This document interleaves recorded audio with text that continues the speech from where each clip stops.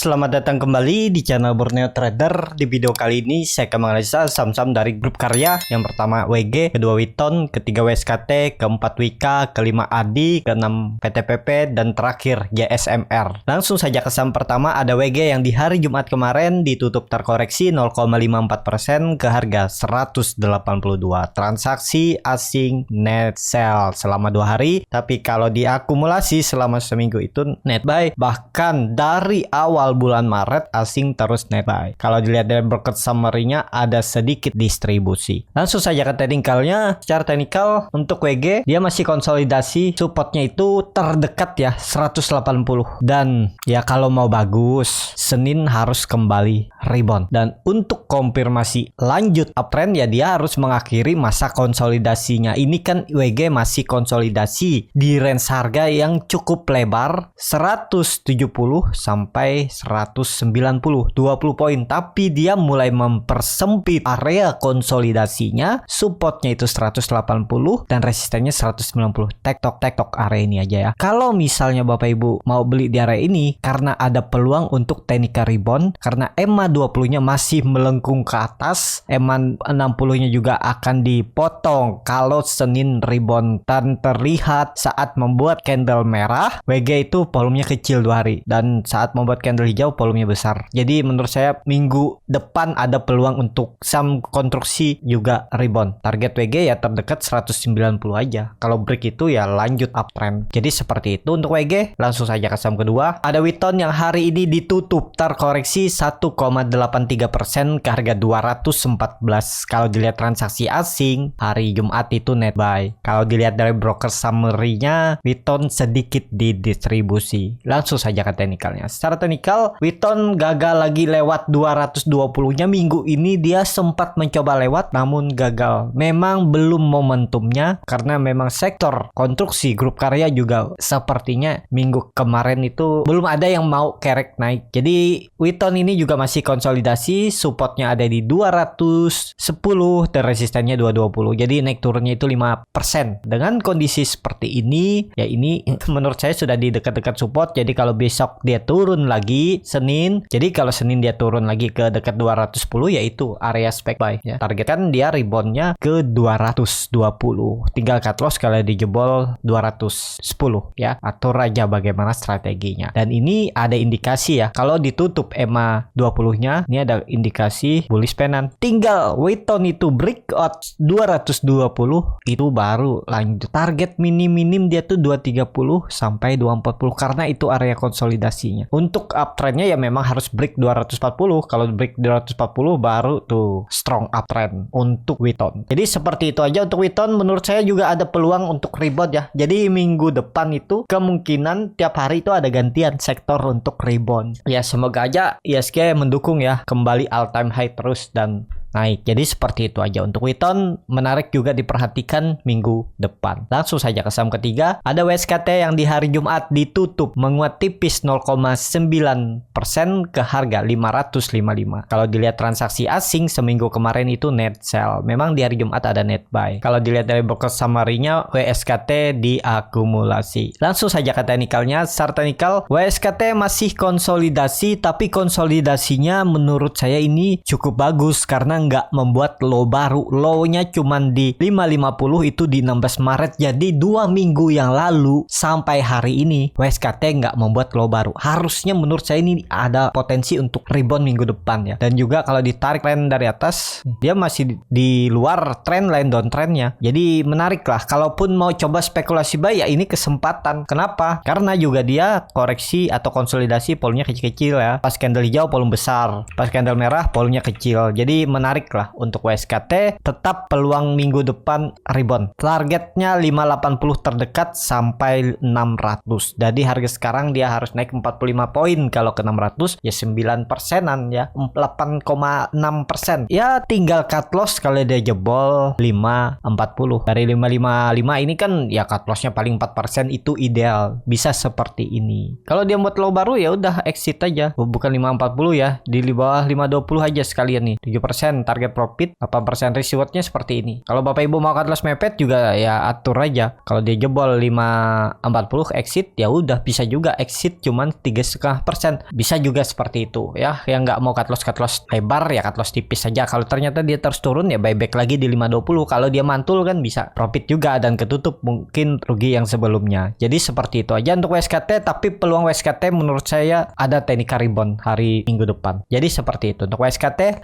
Langsung saja ke saham keempat, ada Wika yang hari Jumat kemarin ditutup di harga 995 sama harga penutupan hari sebelumnya. Kalau dilihat transaksi asing seminggu kemarin itu net buy. Kalau dilihat dari broker summary-nya Wika sedikit diakumulasi. Langsung saja ke teknikalnya. Secara teknikal Wika masih konsolidasi juga, belum mampu naik, tapi dia selalu bertahan di area support dan nggak membuat low baru. Ya low-nya itu semenjak 5 hari ke belakang itu di 990. Ini terus naik kan. Jadi ya menarik lah untuk Wika. Kalau mau bagus memang minggu ini harus break tuh 1025, 1030-nya. Kalau dia break itu baru lanjut 1100 ya. Dan sekarang itu sudah area beli. Memang ada gap di bawah ya di 950, tapi kalau Bapak Ibu nekat beli di 995 cut loss tipis saja. Kalau dia membuat low baru di bawah 980 udah exit dulu. Karena memang berarti nggak kuat dia naik. Udah seperti itu aja. Kalau memang bertahan ya harusnya Senin atau Selasa rebound, karena hari Jumat dia membentuk candle doji ya. Kemungkinan Senin rebound. Tapi ini disclaimer on. Seperti itu untuk Wika. Langsung saja ke saham kelima, ada Adi yang di hari Jumat ditutup terkoreksi 2,02% ke harga 725. Kalau dilihat transaksi asing net sell. Kalau dilihat dari broker summary-nya Adi di distribusi. Langsung saja ke teknikalnya. Secara teknikal Adi juga setelah gagal lewat 760-nya dia turun lagi. Ini waktu itu yang saya buat ya. Kalau mau beli Adi di area 740. Sekarang sudah rugi 15 poin jadi 2%. Ya kalau ini dihapus kemana arahnya ya paling 720. Karena juga Adi nggak membuat low baru ya. Low sebelumnya ikan ada di 715. Sekarang dia di 725. Jadi ini naik nih. Ya nggak usah pakai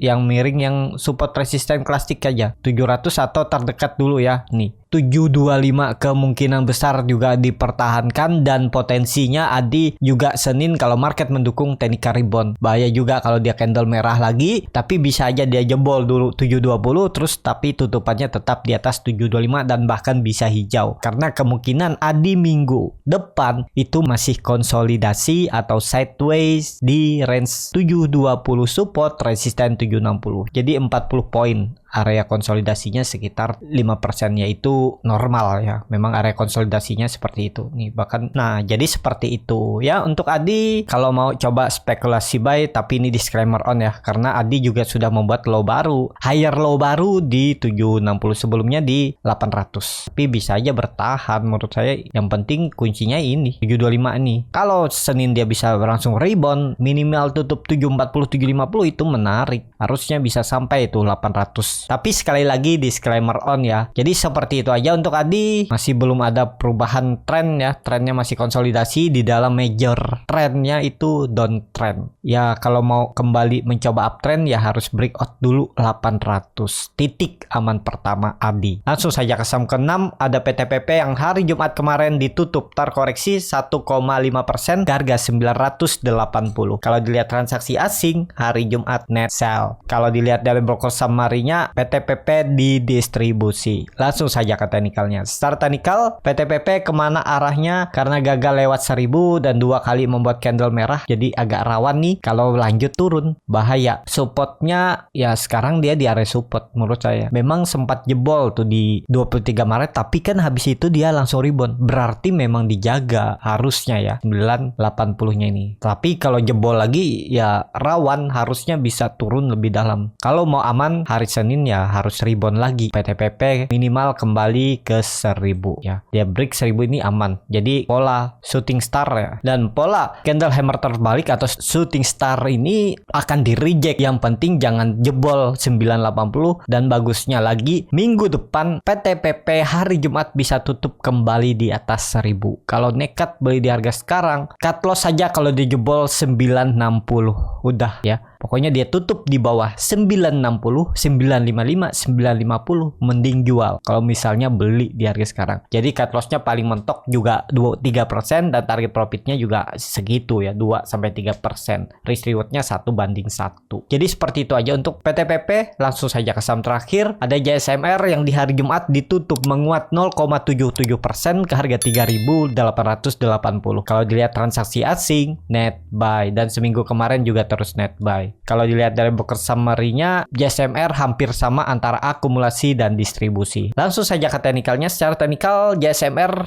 teknikalnya bagus. Dia selalu bertahan, ini konsolidasi di range harga supportnya 3.800 dan resistannya 3.900. Jadi naik turunnya itu 3% dan ini ada pola cup and handle ya. Jadi kondisi seperti ini ya harusnya kalau Bapak Ibu perhatikan belinya di dekat support. Ini kan sering ditarik dia ke support, tarik ke atas. Seminggu yang kemarin itu Bapak Ibu bisa dapat profit tuh 2% aja. 4% mungkin dapat seminggu. 2 kali in out. Misalnya beli di 29 Maret bisa jualan di 30 Maret, habis itu beli lagi kemarin, bisa jualan ya langsung jualan sorenya. Jadi dengan kondisi seperti ini karena dia lagi konsolidasi untuk sepertinya lanjut naik lebih tinggi ya. Kalau nekat beli di harga sekarang itu cut loss saja kalau dijebol 3.800. Cut loss dulu dengan target kenaikan 4.000 terdekat sampai 4.400 4.500 nih ya. Tapi kalau pola cup and handle-nya nitar konfirmasi harusnya ya sampai 4.300 sampai 4.400 ini ya kenaikannya. Risk reward-nya bisa seperti ini ya. Nah, cut loss-nya tipis aja nih. Paling 3,5%, target profit terdekat tadi berapa nih? 3% juga ya ke 4.000. Ya sangat mungkin lah dia ke 4.000 minggu depan dan bisa juga sampai 4.200. Risk reward-nya 1:2, hampir 1:3 ya. Nih menarik, tinggal cut loss saja. Kalau dia kembali ke bawah ya berarti gagal dan turun bisa ke 3.600. Mending cut loss dulu 3,5% baru buyback di bawah. Tapi kalau dilihat teknikalnya bagus JSMR ya. Harusnya bisa lanjut karena EMA 20-nya juga sudah melengkung ke atas. EMA 200-nya juga sudah di breakout ya, tapi masih melandai. EMA 60 di bawah. Jadi ya bagus untuk teknikal JSMR. Tapi dia perlu tenaga untuk mendorong naik ya, karena memang momentumnya belum. Jadi nanti kalau sektor konstruksi jalan, JSMR juga ya paling tidak ya biasa kencang larinya ya daripada saham-saham yang lainnya. Jadi seperti itu. Cukup sampai di sini video kali ini. Terima kasih untuk Bapak Ibu dan teman-teman yang sudah menonton video ini sampai selesai. Apabila channel Borneo Trader bisa bermanfaat untuk Bapak Ibu, bisa klik tombol subscribe dan nyalakan lonceng notifikasi. Ada kritik, saran ataupun pertanyaan bisa langsung tinggalkan di kolom komentar. Bagi Bapak Ibu dan teman-teman yang baru belajar trading, masih bingung memilih saham, bingung membuat trading plan, bisa join trading bersama Borneo Trader. Nanti dipilihkan saham-sahamnya dan dibuatkan trading plan-nya beserta chartnya dan juga free konsultasi portofolio. Dan juga bagi Bapak Ibu yang mau belajar scalping, cari profit cepat dan yang paling penting disiplin, saya akan buka kelas di tanggal 10 April minggu depan ya. Saya ajarin bagaimana cara screening sahamnya, bagaimana cara membaca running trade, bagaimana cara menganalisa time frame chart yang lebih kecil, menganalisa bandarmologi, dan yang paling penting tahu di mana titik entry dan exit saat beli saham scalping, dan juga arah hunter, ARB hunter. Kalau tertarik DM Instagram Borneo Trader atau isi Google Form yang ada di bio Instagram Borneo Trader, R-nya 2 di belakang. Sampai ketemu, tetap semangat dan semoga bisa terus cuan.